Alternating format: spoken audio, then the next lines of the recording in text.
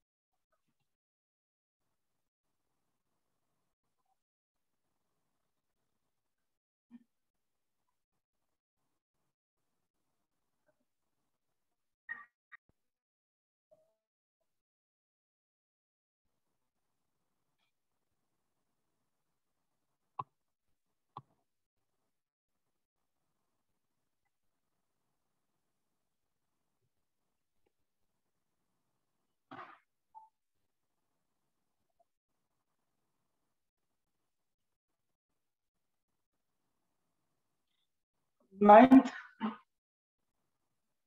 5 year plan पंचवार्षिक योजना. त्याचा कालावधी काय होता, ड्युरेशन काय आपण बघणार आहोत. हे कालावधी याचा आहे 1 एप्रिल 1997 to 31 मार्च 2002 आणि याचे अध्यक्ष होते इंद्र कुमार गुजराल या योजनेचे.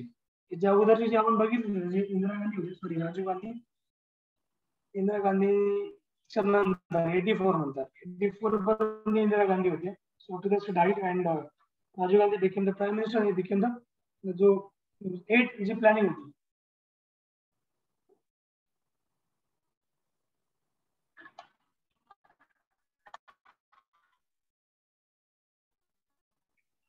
त्याचे जे मेंबर होते अध्यक्ष राजीव गांधी म्हणले होते. त्यानंतर इंद्र कुमार गुजराल 1997 1998 पर्यंत होते. अटल बिहारी वाजपेयी आल्यानंतर ही became the prime minister 1998 ला ते बनले होते. त्यानंतर मग उपाध्यक्ष होते मंजू लंडा होते 1998 पर्यंत होते. नंतर जसवंत सिंग बनले होते उपाध्यक्ष 1998 1999. त्यानंतर केसी पंत होते. केसी पंत 1999 नंतर होते.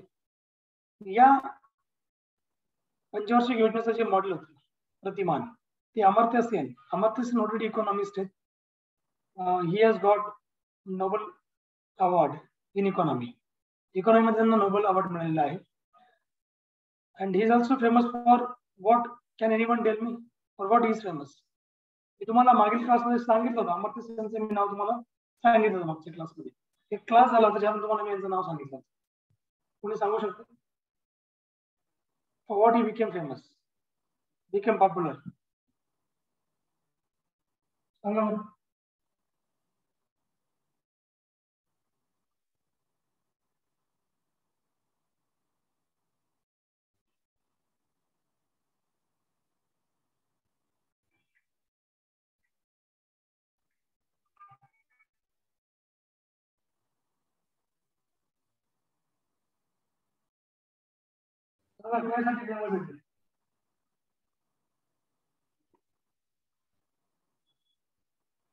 अमर्त्य सेन कशासाठी फेमस आहे? अमर्त्य सेनचं नाव तर तुम्हाला माहितीच पाहिजे, बिकॉज नोबेल पारितोषिक इकॉनॉमीमध्ये, त्यामुळे पॉप्युलर आहेत ते. थोडेसे चांगलेच आहेत. सांगा ना कशामध्ये? मानव विकास निर्देशांक बद्दल तुम्हाला मी शिकवलं होतं, ह्युमन इंडेक्स डेव्हलपमेंट बद्दल. भारताचा जो ह्युमन इंडेक्स डेव्हलपमेंट जो होता SDI इंटरनॅशनल लेवलचा, तो 2 व्यक्तींनी रिलीज केला होता. 2 व्यक्तींचं नाव काय होतं? एक मेहबूब उलक होते पाकिस्तानचे इकॉनॉमिस्ट, दुसरे होते अमर्त्य सेन. या दोघांनी मिळून तो जो मॉडेल होता म्हणजे ह्युमन डेव्हलपमेंट इंडेक्स तो तयार केला होता पहिलाच 1990 मध्ये, त्या काळामध्ये 1990-91च्या काळामध्ये. ठीक आहे, तेव्हा त्याला रिलीज केलं गेलं होतं. हे आपण शिकलो ऑलरेडी. ठीक आहे, तुम्हाला जर विचारलं सो ऑब्वियस की तुम्हाला ही माहिती पाहिजे. त्यानंतर विकास दर. याचा विकास दर जर आपण बघितला, उद्दिष्ट 6.5 6.5% होतं. विकास जर साध्य झाला तर 5.5%. नंतर एक्सपेन्स खर्च. या योजनेमध्ये एकूण खर्च किती होता? 94 म्हणजे 9,41,040 करोड. 9,41,040 कोटी एवढा खर्च होता. आणि प्रस्ताव होता 8,95,200 कोटी. या योजनेची वैशिष्ट्य काय होते? न्यायपूर्वक वितरण, समानतापूर्वक विकास, हे या योजनेचे घोषवाक्य होते. आखणीच्या वेळी म्हणजे जेव्हा ही योजना आखली गेली होती त्यावेळी म्हणजे तुम्ही जर बघितलं याच्यामध्ये आखणीच्या वेळी एस डी देवेगौडा ही अध्यक्ष होते, तर उपाध्यक्ष होते मंजू दंडा होते.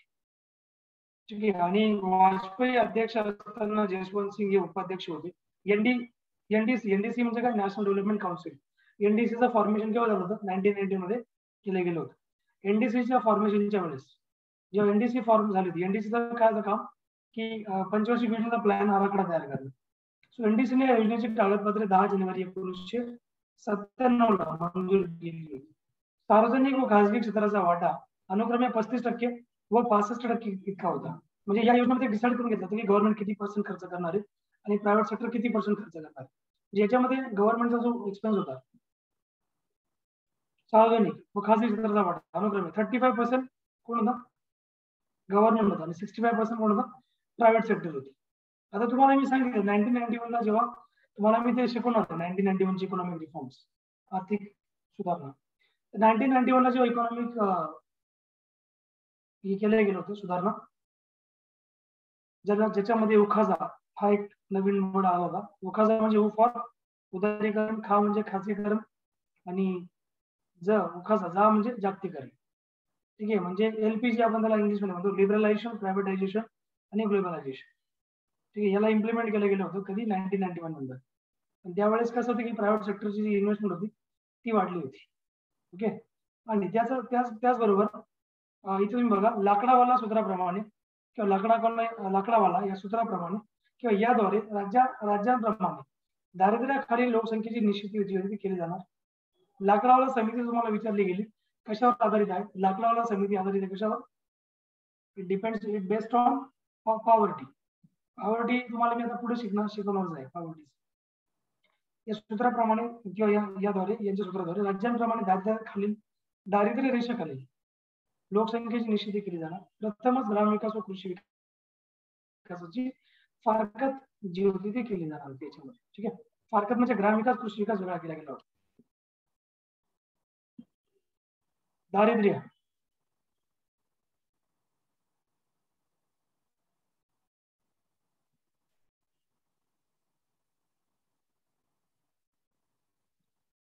दारिद्र्य हा चॅप्टर नाही, हे ऍक्च्युली हा शब्द जो होता तो सेपरेट होऊन गेला पाहिजे. ते पीपीटी तयार करताना रायटिंग मध्ये थोडंसं मिसमॅच कधी कधी होऊन जाते. So let me rectify it, correct करून घेतो मी.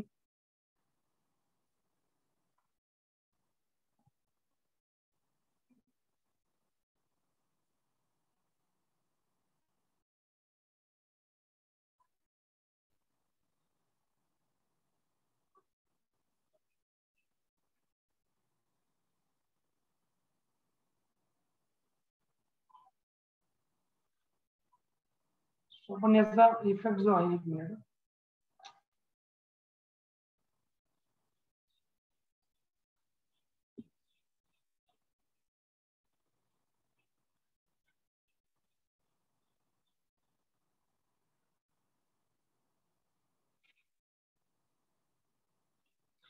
नववी पंचवार्षिक योजना त्याचा पुढचा पॉइंट आहे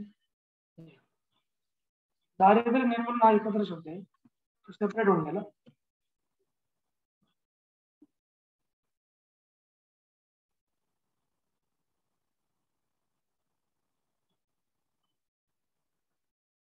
ठीक आहे. Now it is okay. तुम्हाला पीपीटी दिसत असेल लगेच. दारिद्र्य निर्मूलन व रोजगार वृद्धी करणे 2005 पर्यंत संपूर्ण राज्य साक्षर करणे, 2013 पर्यंत दारिद्र्याचे प्रमाण 5% आणणे, 2013 पर्यंत बेकारीचे प्रमाण जे आहे तर ते म्हणजे बेकारीचं प्रमाण शून्य करणे. बेकारी म्हणजे बेरोजगारी. सर्वात आता बघा बेरोजगारी का होती जेव्हा दारिद्र्य होते तेव्हा. ठीक आहे. बरं, दारिद्र्य अगोदर की बेरोजगारी अगोदर?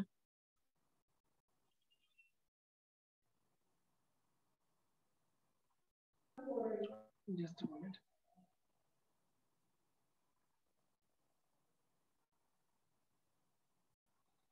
सो दारिद्र्य अगोदर की बेरोजगारी अगोदर? अगोदर का दारिद्र्य असते की बेरोजगारी असते? बेरोजगारी. एक्झॅक्टली. अगोदर बेरोजगारी असते, नंतर दारिद्र्य असते.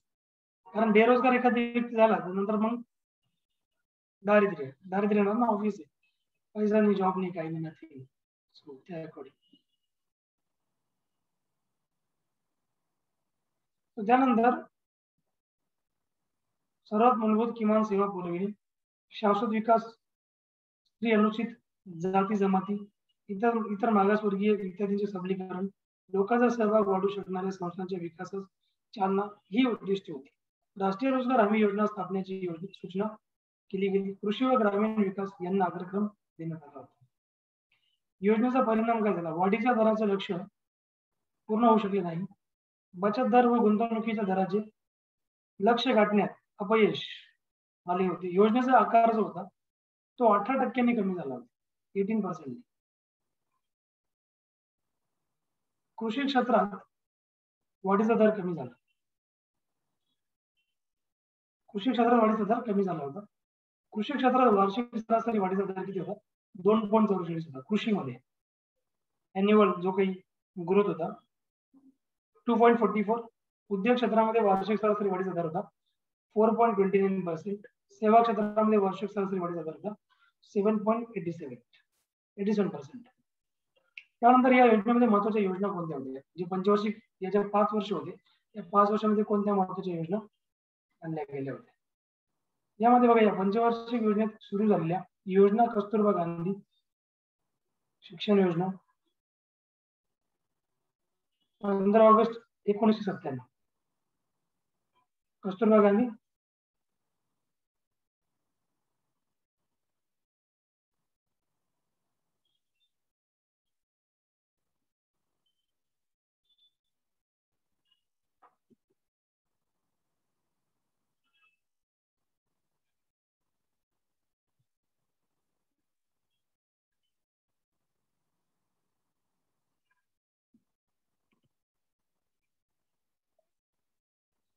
बघा, याच्यामध्ये कस्तुरबा गांधी शिक्षण योजना होती आणि ही योजना 15 ऑगस्ट 1997 या साली लागू केली गेली होती. या योजनेच्या काळामध्ये स्त्री साक्षरता कमी असलेल्या जिल्ह्यांमध्ये मुलींच्या शाळा काढणे हे यांचं उद्दिष्ट होते.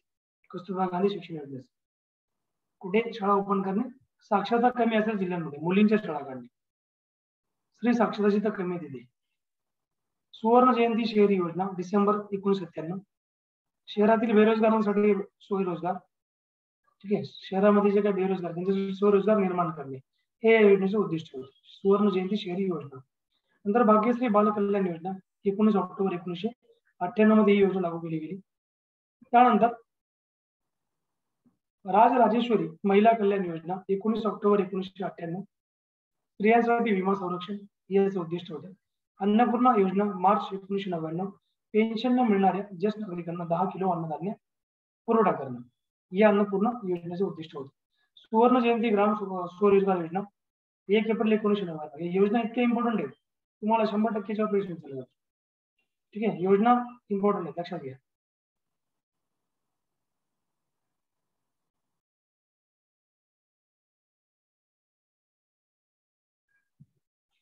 त्यानंतर सुवर्ण जयंती ग्राम स्वयंरोजगार योजना 1 April 1999. IRDP, फ्रायसम, DWCRA, सिट्रा, Ganga Kalyan Yojana, दशलक्ष विहिरींची योजना या 6 योजनांचे एकत्रीकरण करून तयार करण्यात आली होती.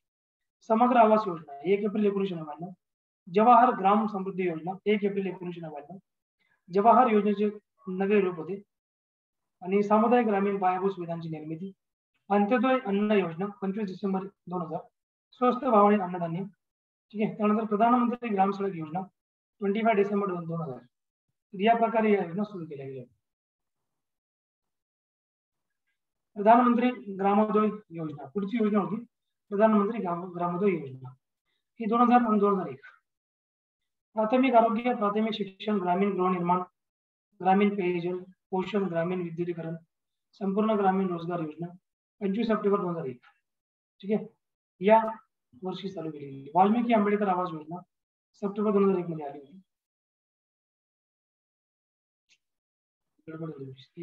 सगळे इयर ना खाली वरती झाले.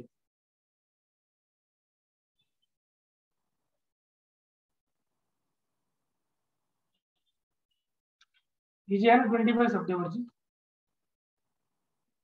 ही वाल्मिकी आंबेडकर आवास योजना. आणि ही जी आहे सप्टेंबर 2001 ची ही शहरी भागातील झोपडपट्टीतील निवासी 2001 मध्ये आली गेली होती. आणि ही जी आहे 25 सप्टेंबर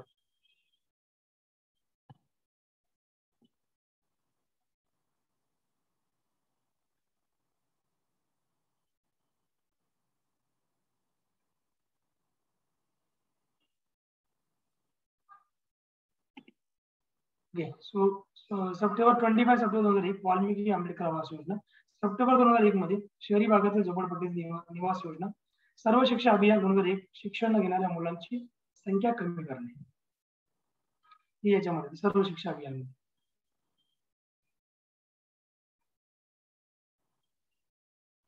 म्हणजे शिक्षण घेतलेल्या मुलांची संख्या कमी करण्याचा अर्थ असा होतो की ज्यांनी शिक्षण नाही घेतलं त्यांना शिक्षण द्यायला. ठीक आहे.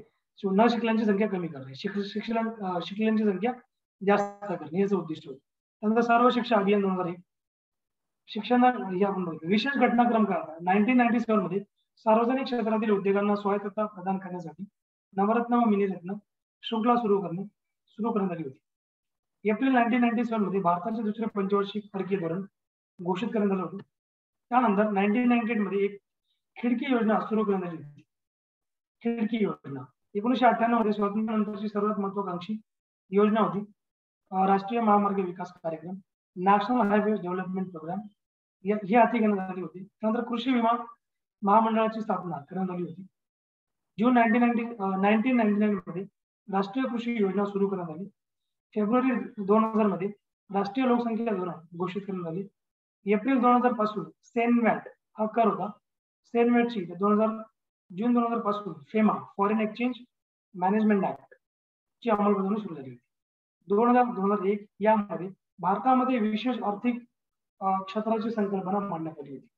तर हा आपण त्याच्यामधला पाठपुरावा बघितला सगळा. त्यानंतर पुढे आपण बघूया नेक्स्ट विविध क्षेत्रांमध्ये खर्च. या योजनेमध्ये बघा उद्योगावर किती पर्सेंट खर्च केला होता टोटल 100%च्या.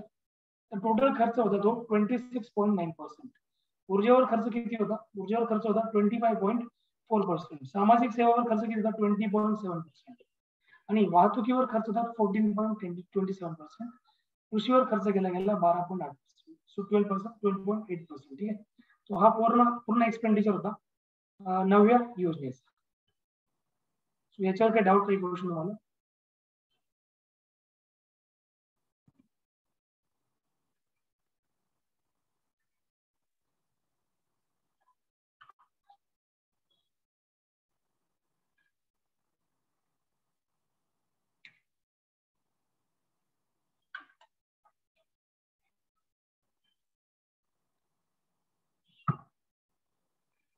डाऊट क्वेश्चन असेल ते विचारा. No sir. ओके. सो पुढील योजनेकडे जाऊया. 10वी पंचवार्षिक योजना कालावधी काय होता? 1 एप्रिल 2002 ते 31 मार्च 2007 हा 10व्या पंचवार्षिक योजनेचा कालावधी होता. अध्यक्ष कोण? अटल बिहारी वाजपेयी. नंतर मग 2002 ला पीएम कोण होते? अटल बिहारी वाजपेयी होते. त्यानंतर मग गव्हर्नमेंट चेंज झालं. Doctor Manmohan Singh became the prime minister. 2002 नंतर 2004 नंतर 4 पासून मनमोहन सिंग पीएम बनले ना. 4 ते 2014 पर्यंत होते 10 वर्ष. उपाध्यक्ष होते केसी पंत 2004 पर्यंत. मॉन्टेक सिंग अहलुवालिया होते त्यांच्यानंतर. कोणत्या मॉडेल आधारित होती? मॉडेल होतं यांचं प्रतिमान होतं ते म्हणजे पार्थ सारथी. घोषवाक्य काय योजनेचं? समानता व सामाजिक न्याय. विकास दर 7.7% अचीव करायचा होता. उद्दिष्ट किती? 7.9%. म्हणजे उद्दिष्ट 7.9 होतं आणि एवढा अचीव केला गेला. खर्च किती होता? 1,61,000. आता 1,61,000 नाही, आता जवळपास 16 लाख. ठीक आहे. 18,460 करोड रुपये एवढा खर्च होता. आणि प्रस्तावित होता 15,25,639 कोटी. ठीक आहे. तेव्हा इकॉनॉमी एवढी होती. आज आपली इकॉनॉमी डबल झाली, 30 लाख कोटीच्या आसपास भारताचा जीडीपी. वैशिष्ट्य या योजनेचे कुठले होते? 1 सप्टेंबर 2001 ला एनडीसीने 10व्या योजनेच्या आराखड्यास मंजुरी दिली. या योजनेतील एकूण राजकोषीय तूट जीडीपीच्या 4.7%, तर महसूल तूट 2.9% राहणार आहे.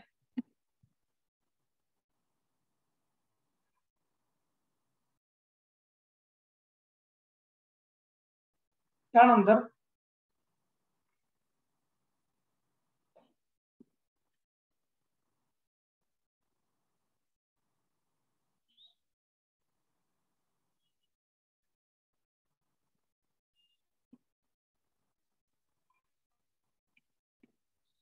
बघा याच्यामध्ये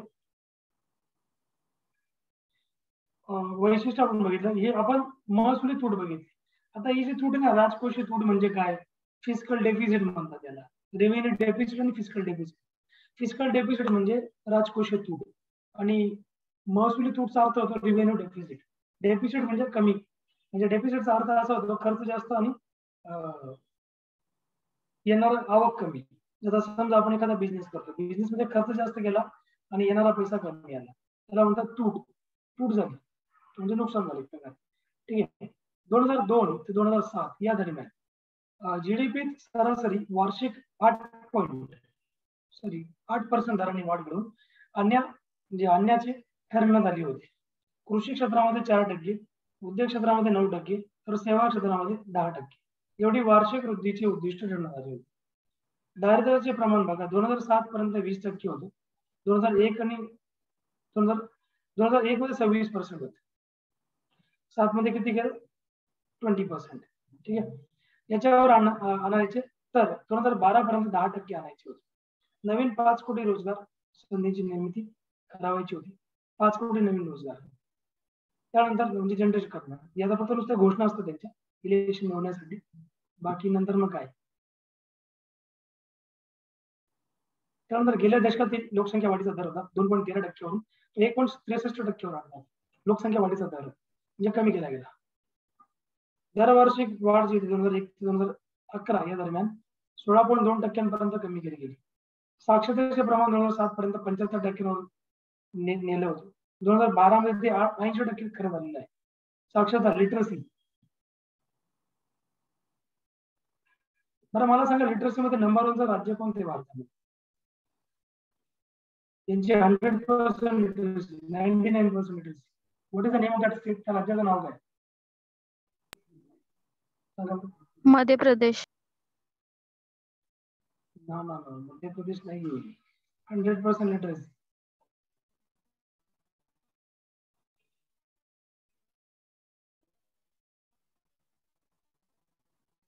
कुठले?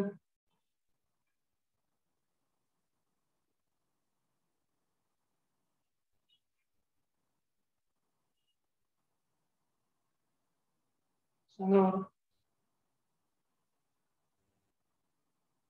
सोपं आहे ना, सगळं फेमस असतं, न्यूजला असतं नेहमी.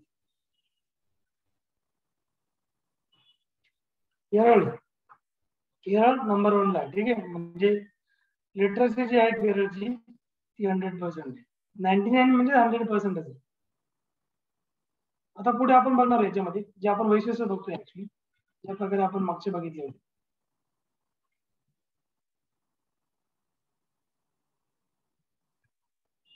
वैशिष्ट्य पुढे आपण बघतो याच्यामध्ये 2003 पर्यंत सर्व मुले शाळेत हजर, 2007 पर्यंत सर्व मुलींना 5 वर्षाचा शालेय अभ्यासक्रम पूर्ण करावा हे साध्य करण्यात आलं होतं. यामध्ये त्यांनी म्हटले की 2003 पर्यंत सर्व मुले शाळेत हजर, 2007 पर्यंत सर्व मुलींना 5 वर्षाचा शालेय अभ्यासक्रम पूर्ण करावा हे साध्य केले गेले. निर्गुंतवणुकीद्वारे 5 वर्षामध्ये 78,000 कोटी रुपये उभारायचे होते, म्हणजे त्यांना स्पेंड करायचे होते. घरेलू बचत दर जीडीपीच्या 26.8% वर न्यायचं, तसेच बाहेरील बचत दर 1.6% न्यायची होती. या योजना काळामध्ये सर्व गावांना स्वच्छ पेयजल पुरवठ्याच्या सोयी उपलब्ध करून देणे हे यांचे टार्गेट होते. त्याच्यामध्ये याचबरोबर निर्यातीत वार्षिक 15% वाढ घडून आणणे. ठीक आहे, निर्यातीमध्ये. त्यानंतर याच्यामध्ये पुढचा जो पॉईंट होता, वार्षिक किती ते 15% वाढ निर्यात म्हणजे एक्सपोर्ट. आपला एक्सपोर्ट आज पण कमी आहे, तुम्ही जर बघितलं असेल इंडियाचा एक्सपोर्ट किती, काहीच नाही. आपण इम्पोर्ट जास्त करतोय, आपला एक्सपोर्ट कमी. ठीक आहे. तर यामध्ये निर्यातीत वार्षिक 15% वाढ करायची होती. वनांचे क्षेत्र वाढविण्यावर भर देण्यात येऊन ते 2007 पर्यंत 12% 33% होण्याचे. बालमृत्यूचे प्रमाण किती होते? बालमृत्यू म्हणजे काय? जन्मजात जे अर्भक होते त्यांचे मरण्याचे प्रमाण 99-2000 मधील हे 72% 2007 मध्ये 45% आणलं होतं. 2012 पर्यंत ते 28% वर यापर्यंत ते कमी केले गेले. माता मृत्यू प्रमाण ज्याला आपण एमएमआर म्हणतो, मॅटर्नल मॉर्टॅलिटी रेशो, ठीक आहे, ज्याला आपण म्हणतो एमएमआर, 2007 पर्यंत दर हजारी 45 पर्यंत, तर 2012 पर्यंत दर हजारी 28 पर्यंत कमी करणे हे यांचं उद्दिष्ट होतं. दरडोई उत्पन्न 2012 पर्यंत दुप्पट करायचे. सर्व खेड्यांना शाश्वत पेयजल पुरविले. मोठ्या प्रदूषित नद्यांची स्वच्छता करणे हे यांचं याच्यामध्ये टार्गेट होतं. ठीक आहे, पुढील पॉईंट आपण याच्यात घेऊया. नेक्स्ट,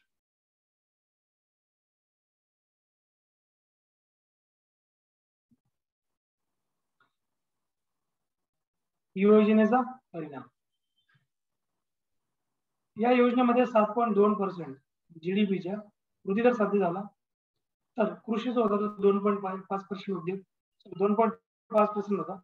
उद्योग 8.3%, सेवा 9%, अशा प्रकारे वृद्धी दरात वाढ झालेली होती. ठीक आहे, आणि याबरोबर या योजनेमध्ये जीडीपीच्या, ठीक आहे, जीडीपीच्या 28.2% बचत दर साध्य झाला. उद्दिष्ट काय होतं? 28.4% होते. उद्दिष्ट 28.4% एवढं त्यांनी उद्दिष्ट केले होते. ठीक आहे, त्यानंतर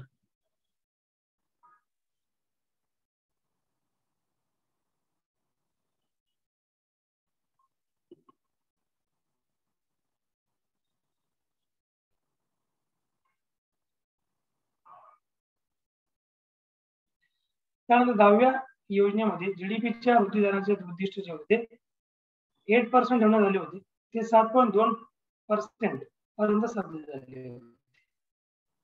कृषीचा वृद्धी दर 4% वर ठेवला होता, तो 2.5% साध्य झाला होता. औद्योगिक वृद्धी दर 10% ठेवण्यात आला होता, तो 8.3% साध्य झाला. सेवा क्षेत्राचा वृद्धी दर 9.5% ठेवण्यात आला होता, तो 9% साध्य झाला. बचत जीडीपीच्या 28.2% साध्य झाला.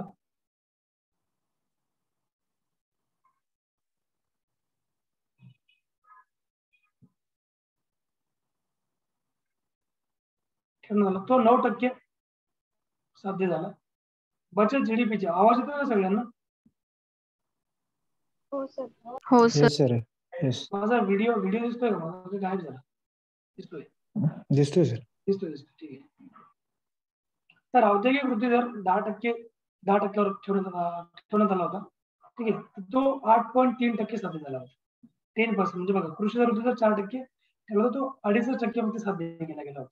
ठीक आहे, या योजनेचा हा परिणाम होता. सेवा क्षेत्राचा वृद्धी दर हा 9.5% ठेवण्यात आला होता, तो 9% साध्य झाला होता. बचत जीडीपीच्या 28.2% साध्य झाला. तर गुंतवणूकदार जीडीपीच्या 27.8% साध्य झाला होता. ठीक आहे, त्यानंतर पुढील पॉईंट आपण घेऊया.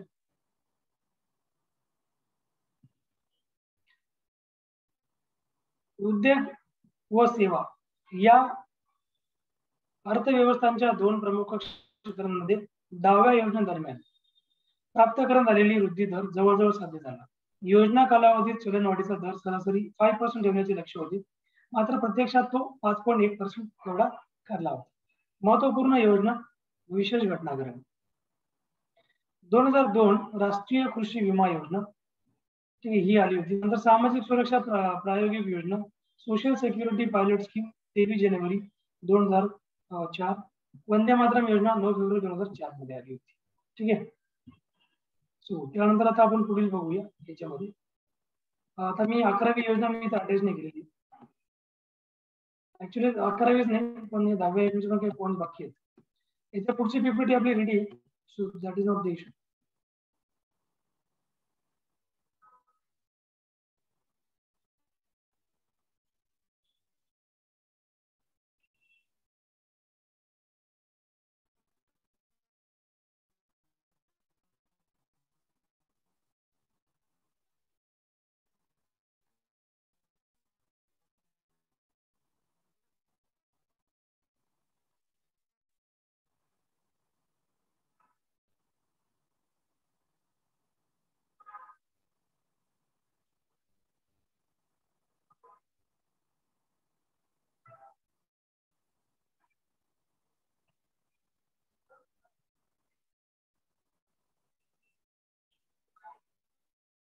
सो पुढील जी योजना आहे ती आपण घेऊया.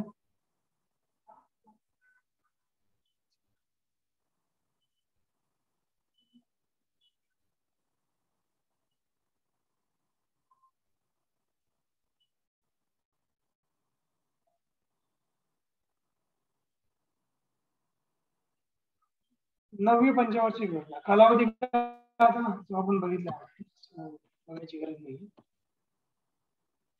मग मला एक थोडा 5 मिनिटचा वेळ द्या म्हणजे मी adjust करून देतो. चालेल का? Yes sir. येस. थोडा फक्त 5 मिनिटचा वेळ द्या, मी स्टॉप स्क्रीन करतो. व्हिडिओ माझा लाईव्ह आहे, फक्त मी म्यूट करणार.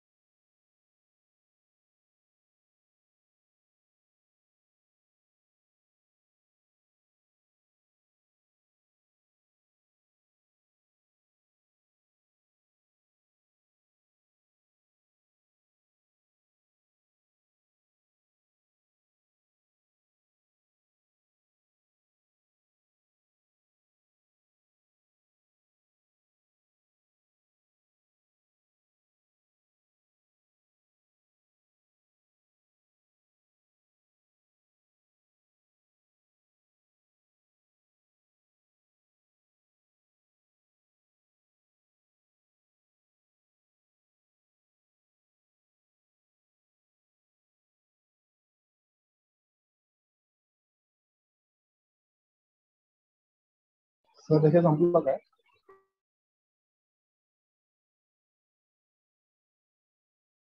लेक्चर संपलं नाहीये, थोडा मी पीपीटी अटॅच करतोय. सो फर्दर जे तुम्हाला जे मी देणार आहे ओके. बस फक्त 5 मिनिट्स वेट करा, मी सगळं अटॅच करतो. जे हे क्लास पुढची पीपीटी रेडी आहे, पण कसं म्हणजे अर्ध्यावर एक योजना होऊन गेला.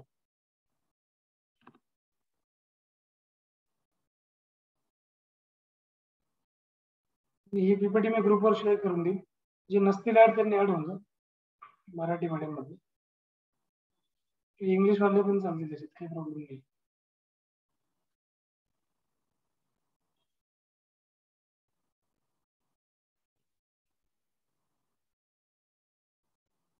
ऑलरेडी मी कंटेंट रेडी म्हणजे असं करून ठेवलं होतं, फक्त ते ना सिस्टमॅटिक अटॅच करावं लागतं. ते कुठला पॉईंट कुठं चालला जातो असं नाही की ते कॉपी पेस्ट करायचं, म्हणजे सगळं टाईप मटेरियल आहे. त्यामुळे पॉईंट जे आहेत ना ते व्यवस्थित बघावं लागतं.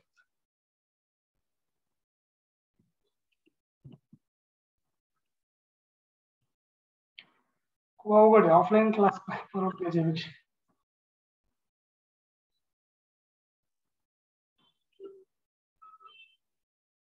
पीपीटी बनवायला थोडासा वेळ जातो, 2 तास तर कसे घेतात.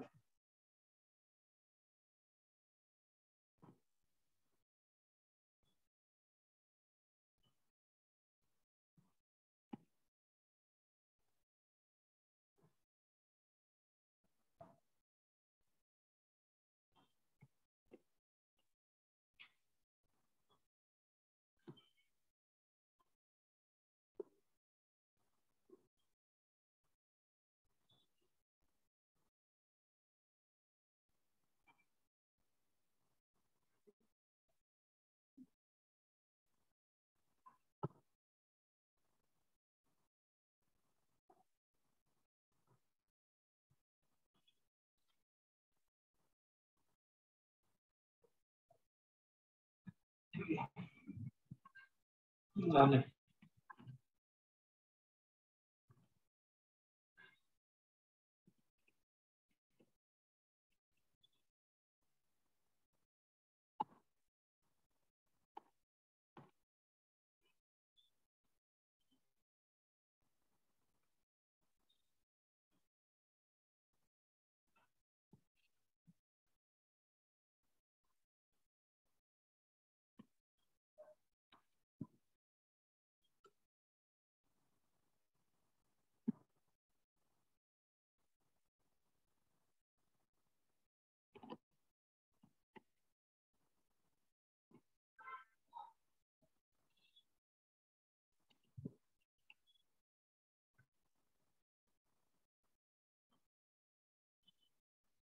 दहावी आपण डिस्कस केली ऑलरेडी, तुम्हाला 11वी ऍड करायची होती.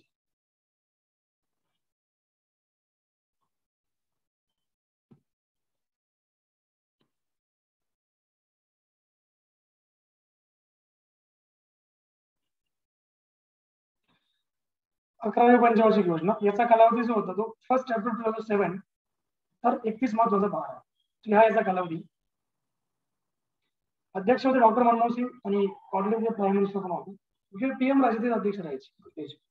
उपाध्यक्ष मॉन्टेक्सिक अहलुवाली होते. योजनेचे शीर्षक होते वेगवान सर्वसमावेशक विकासाकडे लक्ष केंद्रित करणे. विकास दर 7.9%.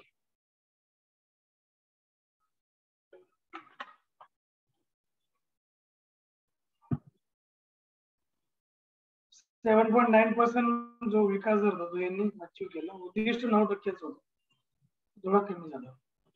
खर्च होता 27 लाख कोटी होता. ठीक आहे. सो वैशिष्ट्य बघा,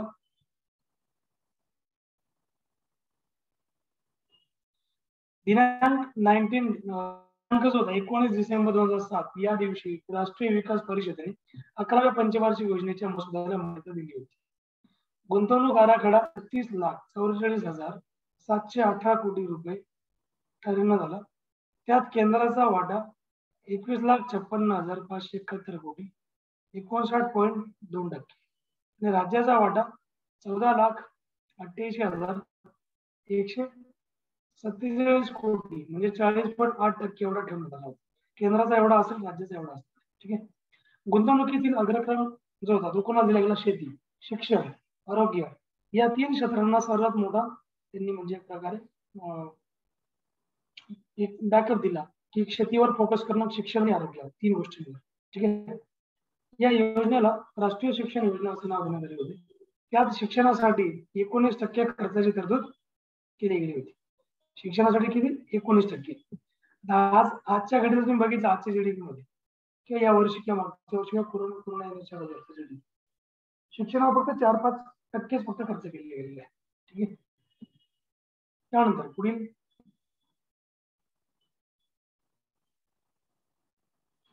योजना काळात कृषीचा वृद्धी दर 4.1% ठेवण्यात आला होता.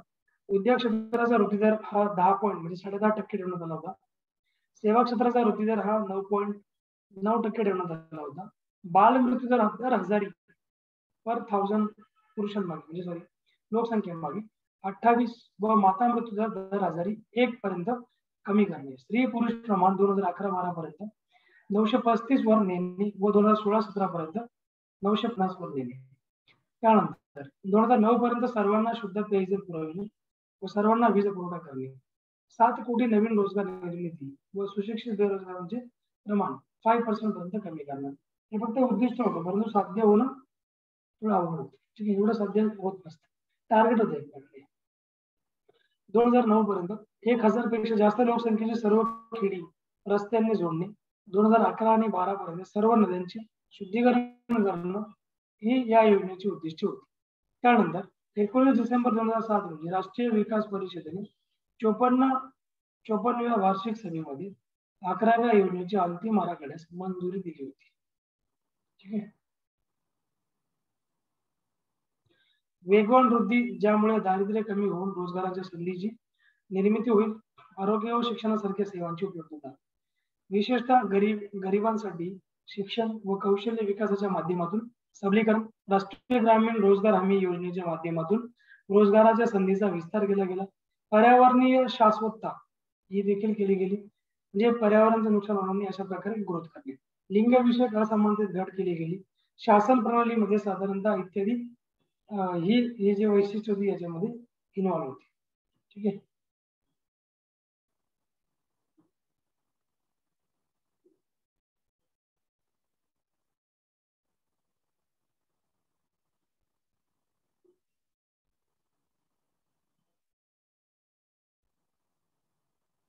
पुढील आपण घेऊया पॉईंट.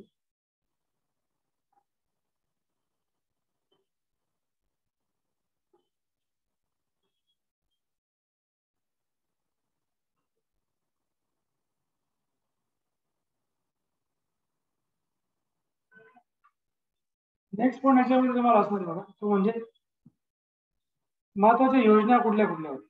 बघा, महत्वाच्या योजना विशेषतः घटनाक्रम बघूया आपण. राष्ट्रीय ग्रामीण रोजगार हमी योजना होती. त्यानंतर पंतप्रधान आदर्श ग्राम योजना 2009.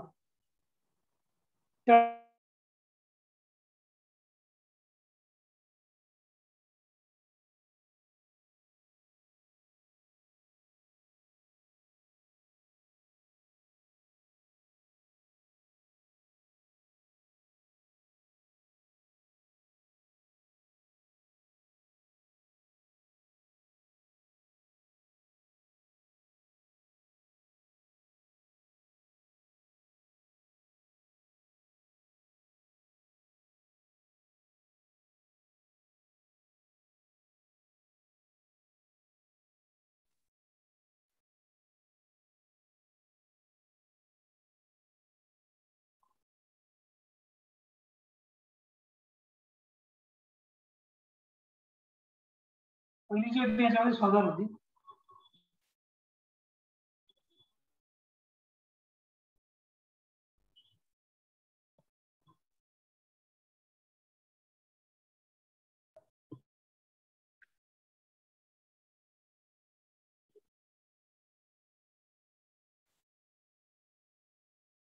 दोन हजार 1 आणि 2002. त्यानंतर जननी सुरक्षा योजना 2005-6, उज्ज्वला 4 डिसेंबर 2007, सबला 19 नोव्हेंबर 2010, इंदिरा गांधी मातृत्व सहयोग योजना 10-11, जननी शिशु सहयोग योजना 1 जून 2011, राष्ट्रीय कृषी विकास योजना 2007-8, 25,000 कोटी याच्यासाठी दिले गेले.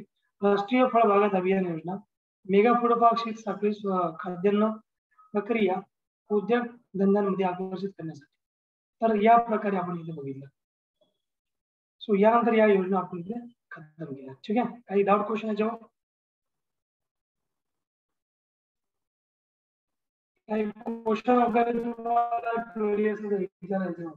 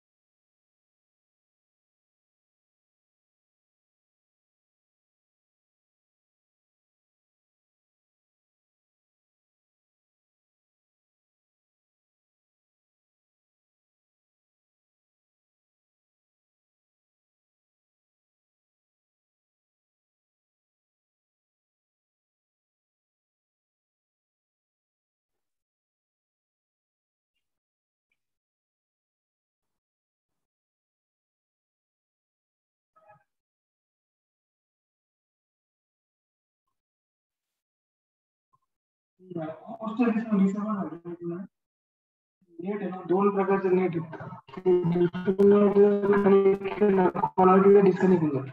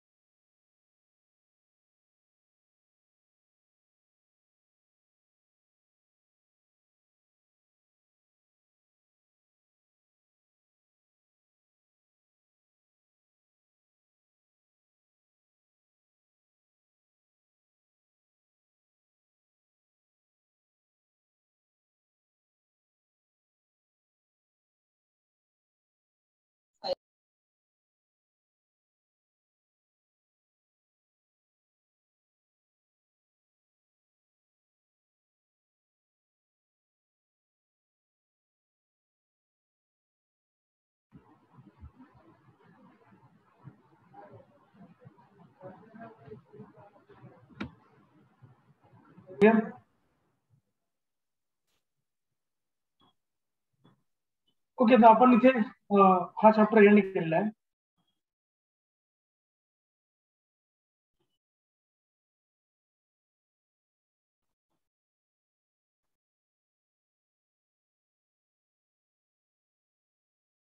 त्याची पीडीएफ मी तुम्हाला पाठवून देईन ग्रुपवरती.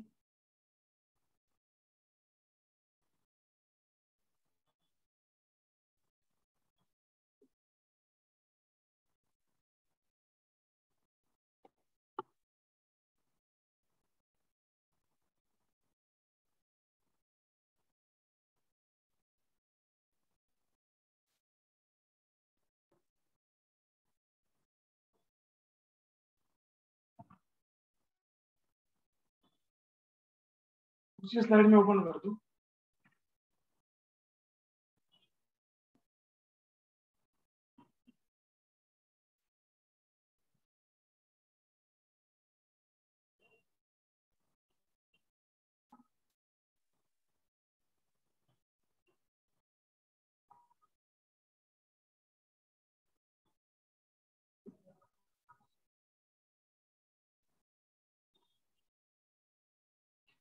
पुढचा आपला चॅप्टर आहे बेरोजगारी. बेरोजगारी आणि दारिद्र्य एकच चॅप्टर आहे, सो नथिंग डिफरंट. सो पहिले आपण बेरोजगारी घेणार. ऍक्च्युली पहिले दारिद्र्य घ्यायला पाहिजे होतं. दारिद्र्य नाही,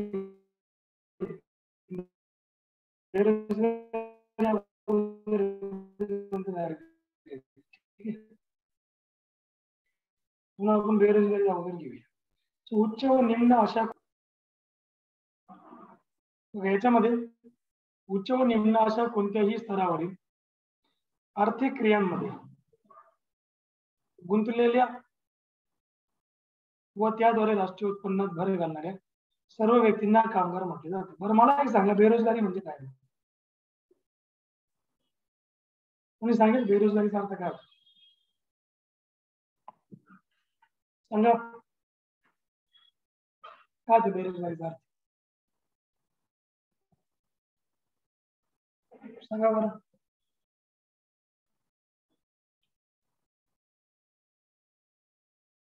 बेरोजगारी म्हणजे काय?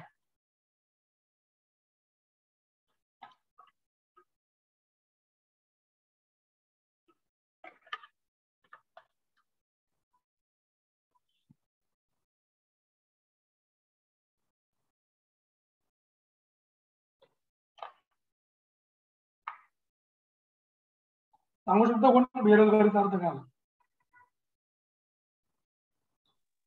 रोजगार नसणे. सर, काम नसणे. परंतु रोजगाराची काम नसणे, रोजगार मिळवण्याची इच्छा म्हणजे बेरोजगार नसलेला.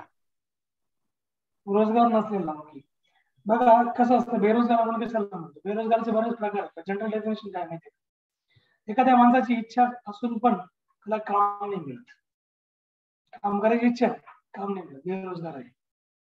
एखाद्या माणसाला काम मिळतंय पण करायची इच्छा नाही, तो पण बेरोजगार असतो. ठीक आहे, हे प्रकार आहे तुम्हाला पुढे सांगितले. पण बेरोजगार जर आपण म्हटलं, एखाद्या व्यक्तीचं खूप शिक्षण झालेलं आहे, शिक्षण होऊन पण त्याला रोजगार नाही, त्याला काय म्हणतात बेरोजगार म्हणतात, तोही बेरोजगार आहे. बरोबर. मग बेरोजगार आपण बघितलं वेगवेगळ्या माध्यमातून की सगळ्यांची म्हणजे काम करायची इच्छा आहे, शिक्षण घेतलेले चांगल्यापैकी, परंतु रोजगारच नाही, करणार काय? ठीक आहे,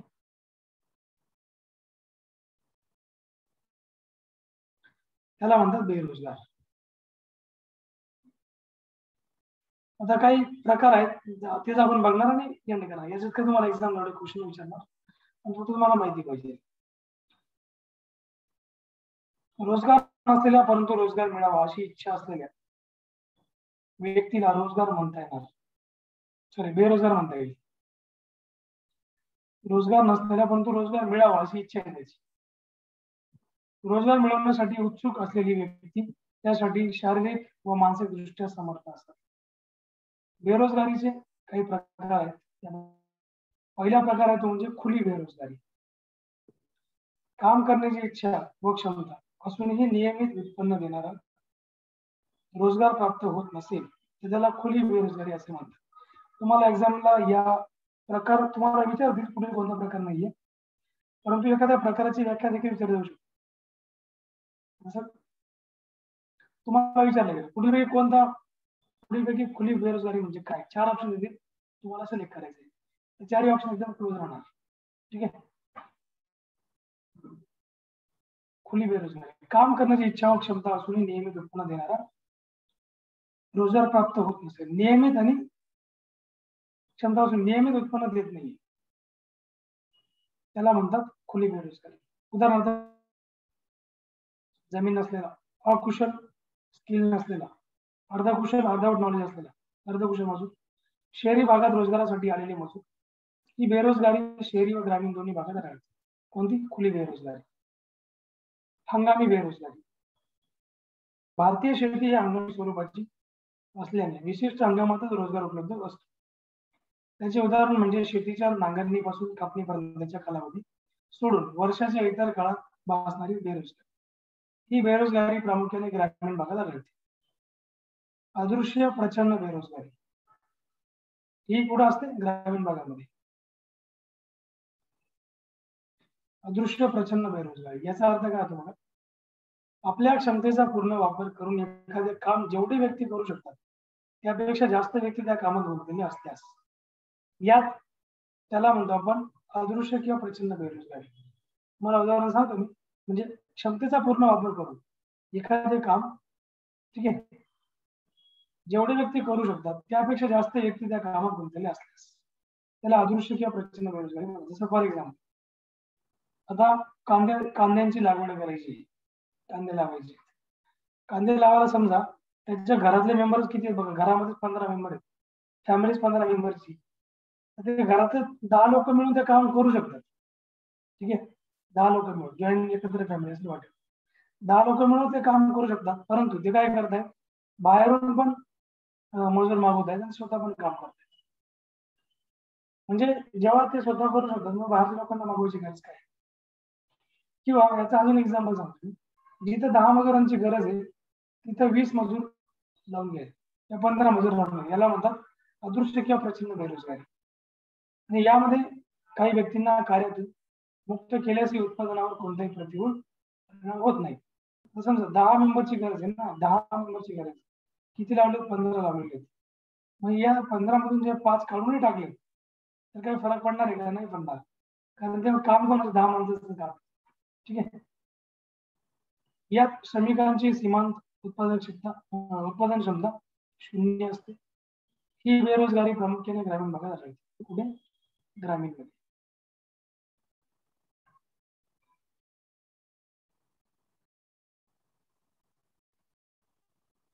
याचे उदाहरण म्हणजे शेतीत एकाच्या जागी 4 श्रमिकांचे काम करणे.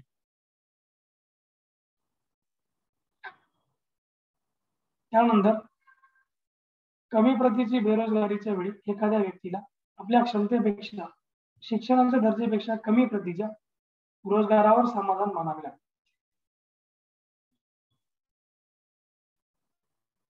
ठीक आहे, म्हणजे हा जो प्रकार आहे जो आपण घेतोय, तुमचा आवाज ब्रेक होतोय सर.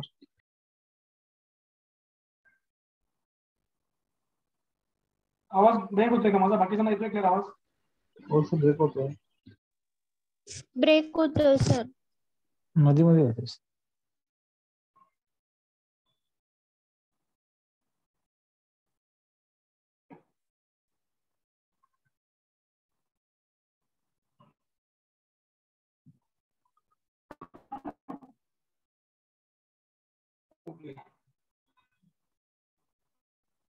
आता येतोय क्लिअर?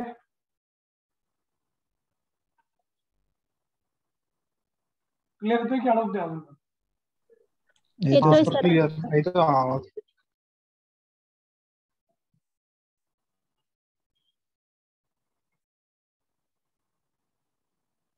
स्वादृश्य आणि प्रचंड बेरोजगारी. आपल्या क्षमतेचा पूर्ण वापर आपण हा ऑलरेडी बघितला होता. याच्याबद्दल तुम्हाला पुढे पण मी सांगितलं बघा. उदाहरण दिलं एम ए झालेलं. आता इथं काय म्हणलं, याचे उदाहरण म्हणजे शेती एकाच्या जागी 4 श्रमिकांचे काम करते, बरोबर. कमी प्रतीची बेरोजगारीच्या वेळी एखाद्या व्यक्तीला आपल्या क्षमतेपेक्षा किंवा शिक्षणाच्या दर्जापेक्षा कमी प्रतीच्या रोजगारावर समाधान मानावं लागते. उदाहरण हा प्रकार आहे ना बेरोजगारीचा, एकत्र बॉन्ड झालेला आहे. थोडंसं सेपरेट करून घेतो.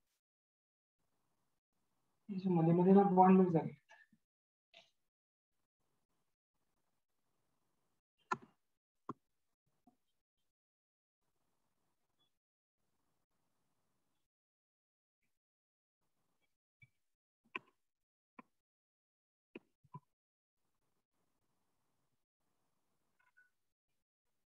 कमी प्रतीची बेरोजगारी. ज्यावेळी एखाद्या व्यक्तीला आपल्या क्षमतेपेक्षा किंवा शिक्षणाच्या दर्जेपेक्षा कमी प्रतीच्या रोजगारावर समाधान मानावं लागतं. समजा एखादी व्यक्ती जो PSI बनू शकतो, पण तो होमगार्डचं काम करतोय किंवा कॉन्स्टेबलचं काम करतोय, बरोबर, त्याची लेवल काय PSI बनायची.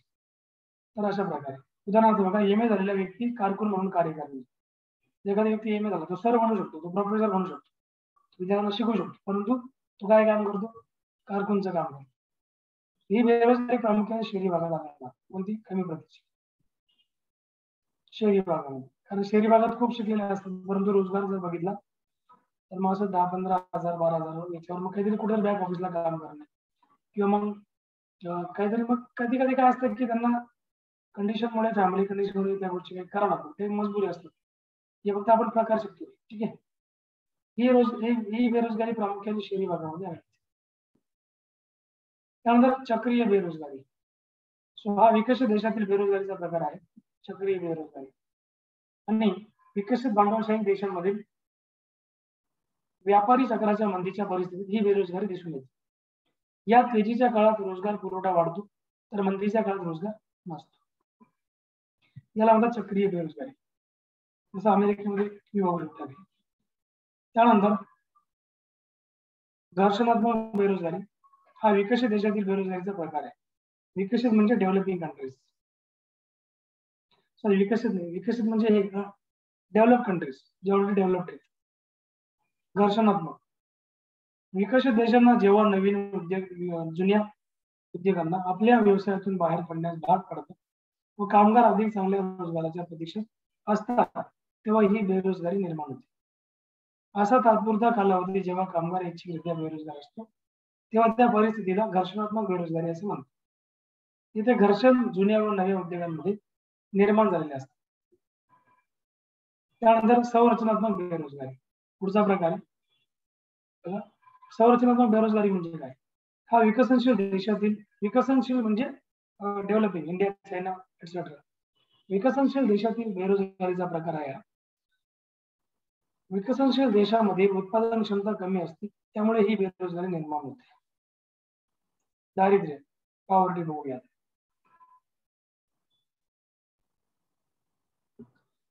जीवनाच्या मूलभूत किमान गरजा. दारिद्र्याचा हा एक प्रकार बघा, हा आपला पुढील एक टॉपिकच आहे स्पेशल. हे प्रकार लक्षात ठेवा बेरोजगारीचे, एक्झाम मध्ये विचार.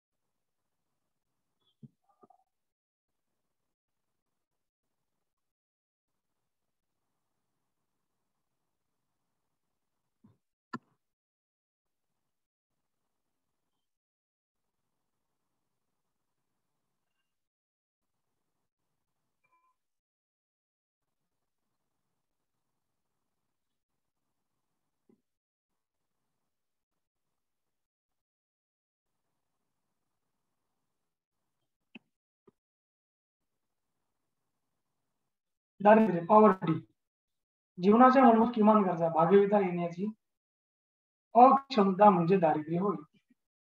लक्षात घ्या, अतिशय सोपी व्याख्या आहे, काही अवघड नाही.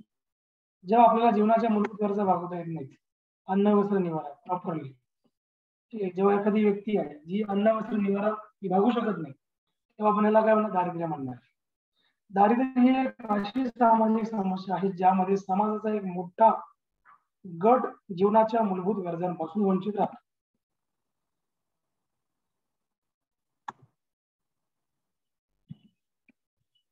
ठीक आहे. त्यानंतर दारिद्र्याची संकल्पना आहे की सापेक्ष संकल्पना आहे, ठीक आहे, ज्यामध्ये चांगल्या जीवन स्तरावर,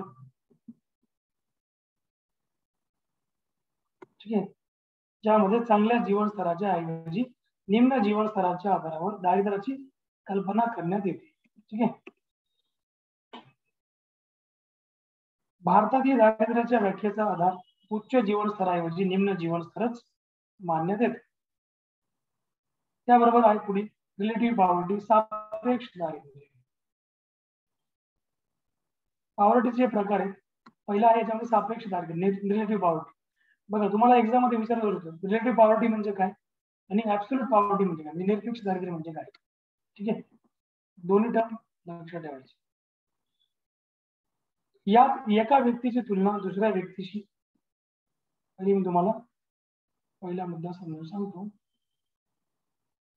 यात एका व्यक्तीची तुलना दुसऱ्या व्यक्तीशी किंवा देशातील न्यूनतम 5 ते 10% लोकांची तुलना देशातील उच्चतम 5 ते 10% लोकांशी केली जाते. ठीक आहे, याला म्हणतात रिलेटिव्ह पॉवर्टी. ठीक आहे. या उपभोगाचे जे मोजमाप आहे ते केल्यास त्यास सापेक्ष दारिद्र्य असे. सापेक्ष दारिद्र्यामार्फत देशातील संपत्ती, उत्पन्न किंवा उपभोगाच्या वितरणातील विषमतेचे तुम्हाला चित्र स्पष्ट होणार.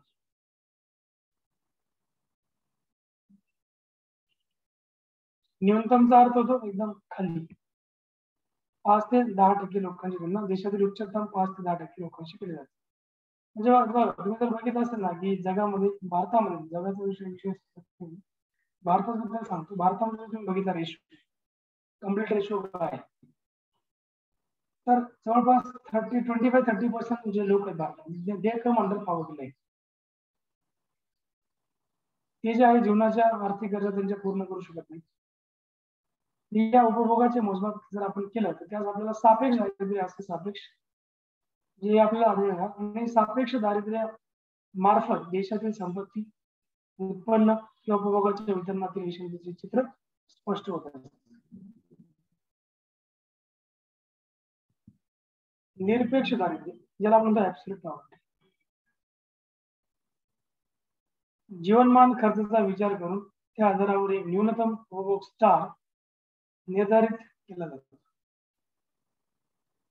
या स्तरापेक्षा कमी खर्च करणाऱ्याला गरीब असे म्हटले जाते. भारतात न्यूनतम उपभोग स्तरालाच दारिद्र्य रेषा असे म्हणतात. राष्ट्र व राज्य या पातळीवरील दारिद्र्याचे प्रमाण निश्चित करण्यासाठी नियोजन आयोगाने एक नोडल एजन्सी, म्हणून कार्य करते. हे पॉइंट सगळे अटॅच झाले बघा.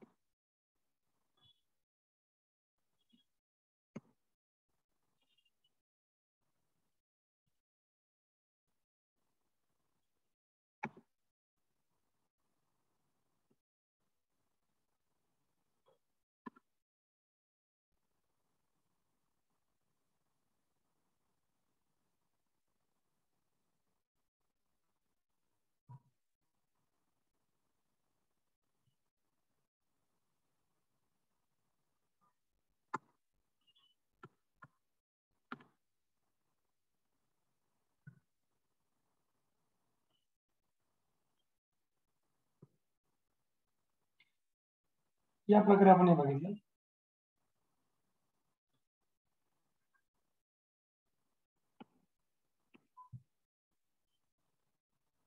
राज्य व राष्ट्र व राज्य पातळीवरील दारिद्र्याचे प्रमाण निश्चित करण्यासाठी नियोजन आयोग एक नोडल एजन्सी म्हणून कार्य करत असते. त्यासाठी NSSO national sample survey organisation, याला काय म्हणतो आपण, NSSO म्हणतो.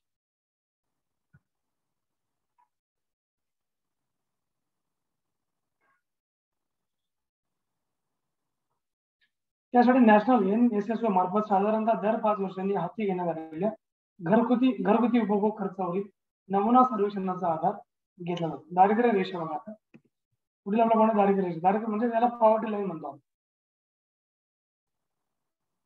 दारिद्र्य रेषा म्हणजे काय? गरिबीचे प्रमाण मोजण्यासाठी दारिद्र्य रेषा म्हणजे पॉवर्टी लाईन या संकल्पनेचा वापर केला जातो. जर पॉवर्टी लाईन जर काढायची दारिद्र्य रेषा, तर यामध्ये तुम्हाला पॉवर्टी लाईन ही लक्षात आलं पाहिजे. याच्यामध्ये पॉवर्टी लाईन काढली जाते. पॉवर्टी लाईन म्हणजे एक्झॅक्टली काय की पॉवर्टी लाईनच्या अंडर किती लोक आहेत, पॉवर्टी लाईनच्या वरती किती लोक आहेत, हा रेशो काढला जातो. बिलो पॉवर्टी लाईन BPL म्हणतात आणि अबो पॉवर्टी लाईनला APL म्हणतात. ठीक आहे. 1973-74 पासून नियोजन आयोग दारिद्र्य रेषा ठरवण्यासाठी पुढील 2 निकषांचा वापर करीत आहे. दरडोई प्रतिदिन उष्मांक उपभोग per capita per day calorie index या निकषानुसार ग्रामीण भागात दरडोई प्रतिदिन किमान उष्मांक उपभोग 2400 कॅलरी, तर शहरी भागात तो किमान 2100 कॅलरी एवढा ठरवण्यात आलेला आहे. आता दारिद्र्य रेषा मोजण्यासाठी कॅलरी मूल्यांचे रूपांतर पैशात इक्विव्हॅलंट मनी व्हॅल्यू मध्ये केलं जातं. दरडोई प्रतिमाह उपभोग खर्च per capita per month consumption expenditure असते.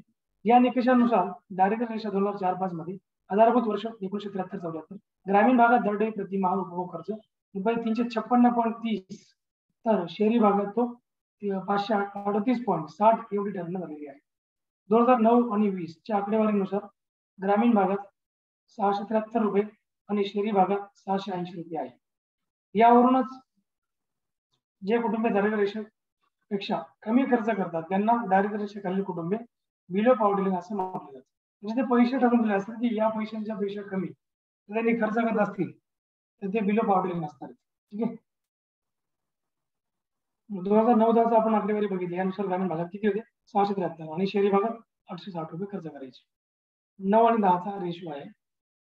4-5 मध्ये आपण बघितलं आधारभूत वर्ष 73-74 आणि ग्रामीण भागात दरडोई प्रतिमाह उपभोग खर्च बघितला ₹356.30, तर शहरी भागात तो 538.60 एवढा तो ठरवण्यात आला. म्हणजे हा सगळा रेशो बघितला. त्यानंतर जे कुटुंबे दारिद्र्य रेषेपेक्षा जास्त खर्च करतात त्यांना दारिद्र्य रेषेवरील कुटुंबे अबोव पॉवर्टी लाईन APL असे संबोधले जाते.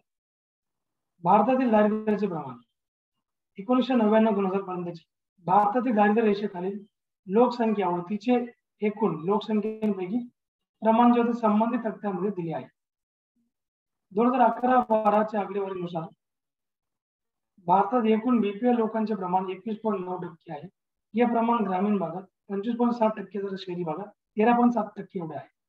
छत्तीसगडमध्ये किती? 29.93%, झारखंडमध्ये 29.96%, मणिपूर 36.89%, अरुणाचल प्रदेश 34.67%, बिहार 33.74% आणि या 5 राज्यात दारिद्र्य रेषेखालील लोकांची सर्वाधिक टक्केवारी आहे. म्हणजे यांना हे जे राज्य आहेत ना यांना म्हणतात बिमारू राज्य. बिमारू म्हणजे काय? बिहार, आय म्हणजे बिहार. ठीक आहे. सो बिमारू. एम म्हणजे मध्य प्रदेश, ए म्हणजे अरुणाचल प्रदेश आणि आर म्हणजे राजस्थान, यू म्हणजे उत्तर प्रदेश. याच्यामध्ये युपीचं नाव नाही. ठीक आहे. तर गोवामध्ये 5.9%, केरळमध्ये 7.5%, हिमाचलमध्ये 8.6%, सिक्कीममध्ये 8.19%, पंजाबमध्ये 8.26% आणि या राज्यात BPLचं प्रमाण सर्वाधिक कमी आहे.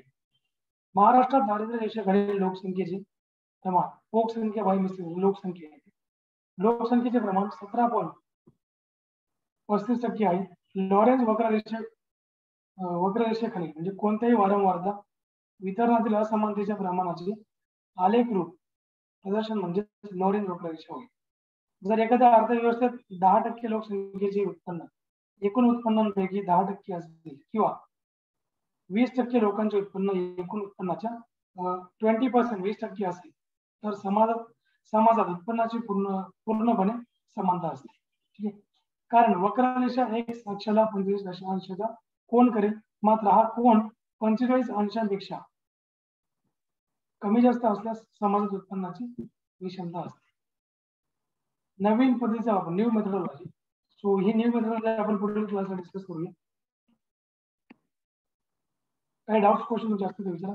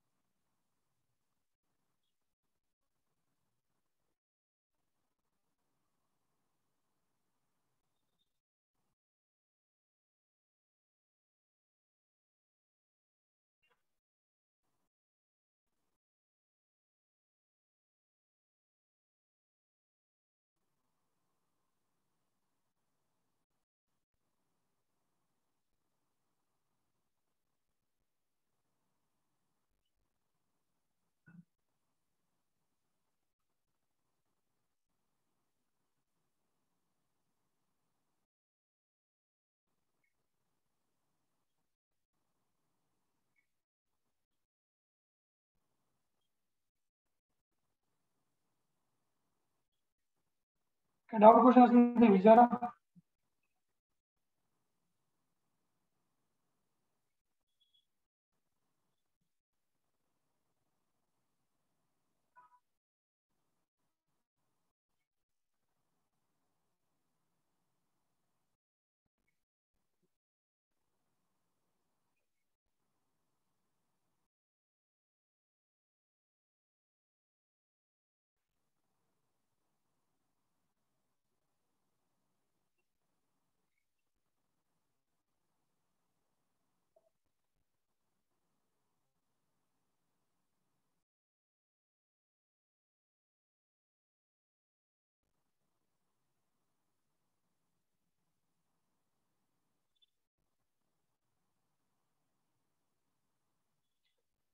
No doubt.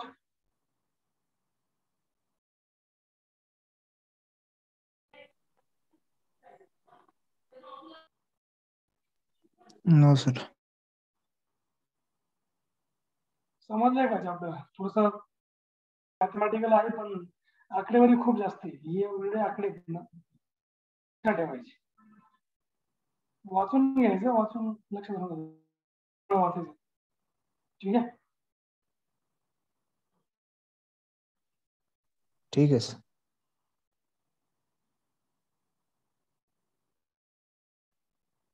चालेल, ठीक आहे. करूया क्लास. Yes sir.